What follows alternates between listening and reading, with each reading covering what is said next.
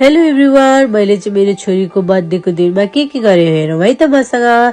हामी चाहिँ बिहान भेन्यूमा पुगेर यसरी डेकोरेसन गऱ्यौँ सबैजना मिलेर। डेकोरेसनको लागि चाहिँ रश्मि नानी, गोथु र सोनम आन्टीले हेल्प गरिदिनु भएकोमा धेरै धेरै धन्यवाद। अनि हाम्रो फाइनल लुक चाहिँ यस्तो भएको छ। मेरो छोरीको चाहिँ 11th बर्थडे हो नि त आज।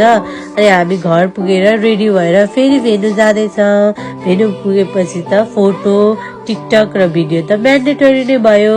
त्यसपछि चाहिँ हामीले खानासाना खाएर केक कटिङ सेरेमनी गऱ्यौँ।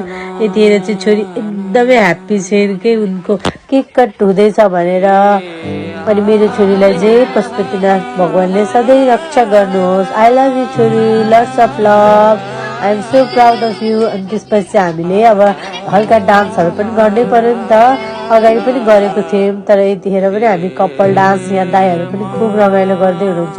अनि सबैजना आउनु भएकोमा धेरै धेरै धन्यवाद। Thank you for giving blessing to my daughter. Thank you everyone. अनि अब जे जस्तो भए पनि भोइस ओभर त गर्नै पर्यो, साउन्डले चाहिँ साथ दिएको छैन। अब मेरो साउन्ड सुनिदिनु भएकोमा सबैलाई थ्याङ्क यू सो मच। अनि लास्टमा छोरीले गीत पनि गाए।